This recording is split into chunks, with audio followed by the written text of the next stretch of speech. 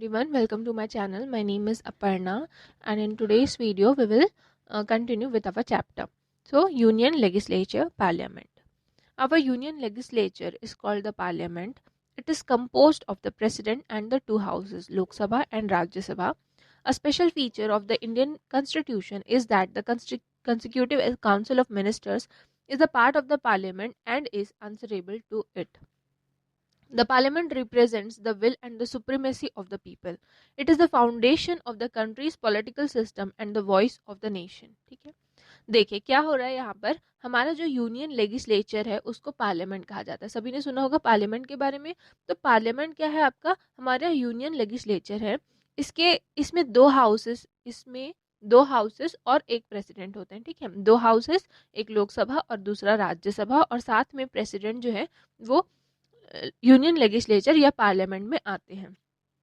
इसका जो special feature है, ठीक है, ये जो आपका पार्लियामेंट है वो हमारा स्पेशल फीचर है इंडियन कॉन्स्टिट्यूशन के लिए.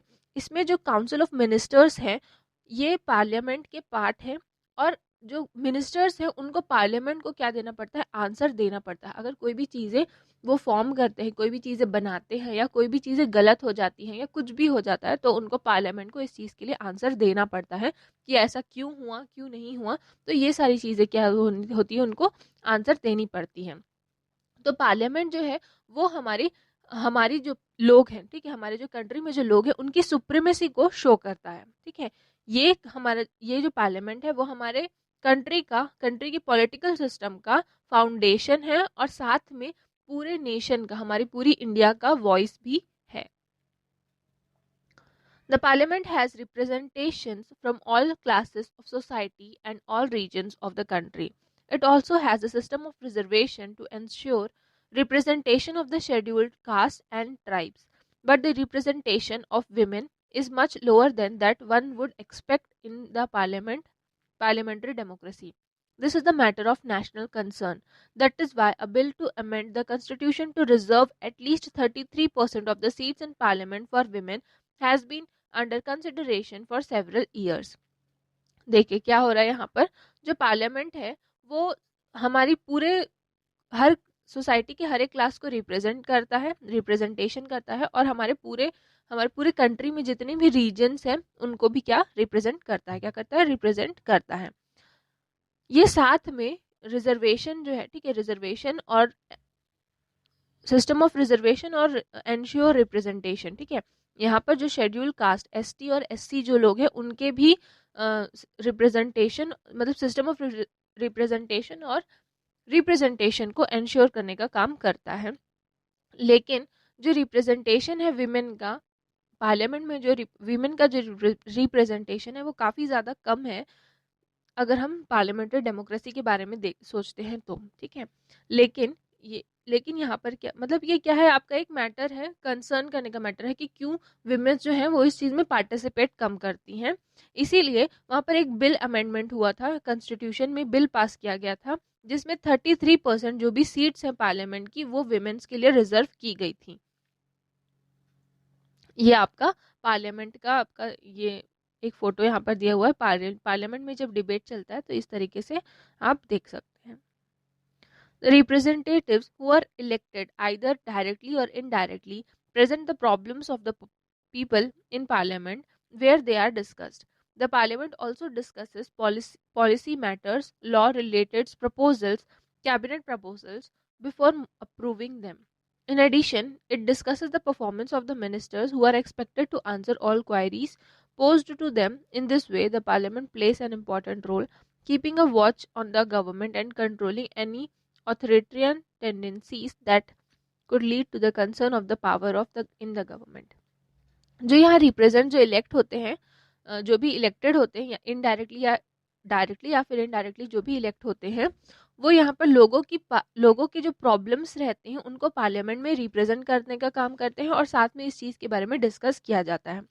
पार्लियामेंट जो है वो पॉलिसी के मैटर्स या फिर कोई लॉ बन रहा है उसके बारे में भी डिस्कस होता है. कैबिनेट प्रपोजल्स होते हैं, अलग अलग स्टेजेस पे उसको अप्रूवल मिलता है. ठीक है, साथ में इसमें जो मिनिस्टर्स जो रहते हैं, ठीक है, पार्लियामेंट में क्या होता है, जो मिनिस्टर्स, कोई भी मिनिस्टर जो बना है उनके परफॉर्मेंस के बारे में भी डिस्कस किया जाता है.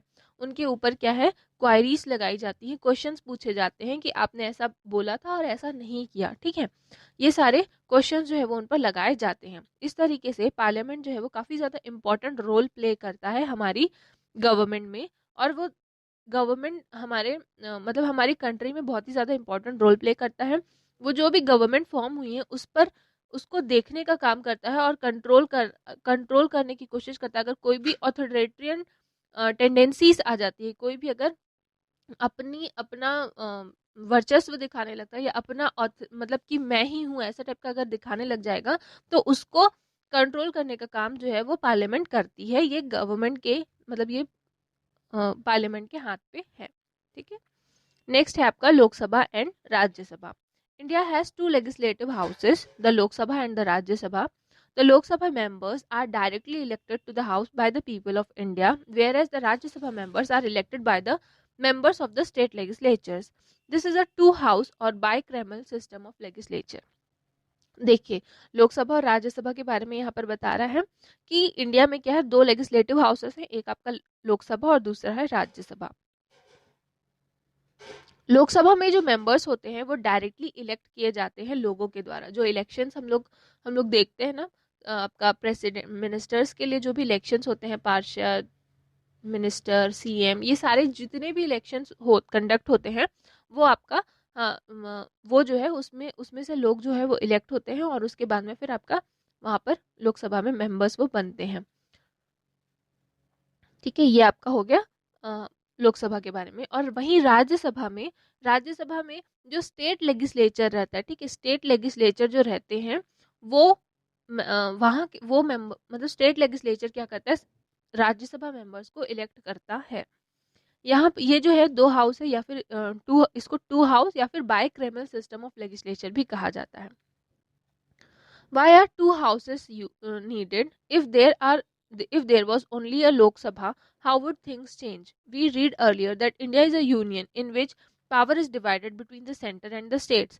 The parliament is the supreme law-making body of the country. So it has to work with the state legislatures to perform its functions. This interactive cooperation is ensured by the Rajya Sabha, whose members are elected by the state legislatures. देखिए, अगर क्या होता अगर हमको दो legislative houses की क्यों ज़रूरत है? क्या होता कि अगर लोकसभा सिर्फ होता और राज्यसभा नहीं होता, बाकी सारी चीज़ें कैसी होती? ये सारी चीज़ें जो है, ठीक है, हम लोगों ने पढ़ा है कि इंडिया जो है उसमें वो दो पार्ट्स में, उसकी जो पावर है वो दो पार्ट्स में डिवाइडेड है, एक तो सेंटर और दूसरा है स्टेट्स। और पार्लियामेंट जो है वो सबसे सुप्रीम लॉ मेकिंग बॉडी है हमारी पूरी कंट्री में। और इसको स्टेट लेजिस्लेचर्स को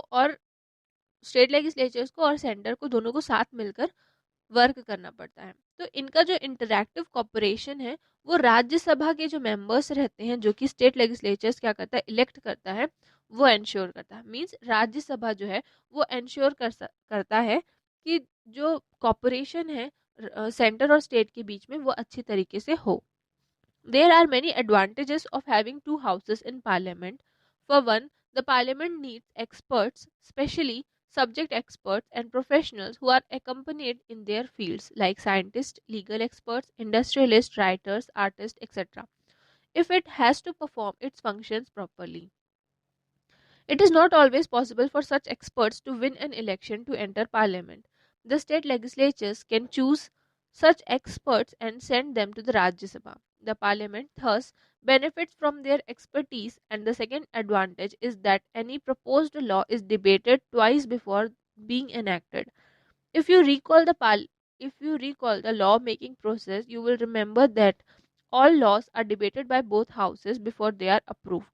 So a law cannot be made in haste. This lengthy procedure helps to prevent a flawed law from being passed. देखिए क्या हो रहा है यहाँ पर, दो हाउसेस होने का एडवांटेजेस, बहुत सारे एडवांटेजेस हैं, ठीक है। दो हाउसेस होने के बहुत सारे एडवांटेजेस है। पहला तो आप ये बोल सकते हो कि पार्लियामेंट को क्या है, कुछ एक्सपर्ट्स की ज़रूरत पड़ती है, स्पेशली जो कि सब्जेक्ट के एक्सपर्ट्स होते हैं, प्रोफेशनल्स होते हैं, जैसे कि साइंटिस्ट हो गया, लीगल एक्सपर्ट्स या फिर इंडस्ट्रियलिस्ट।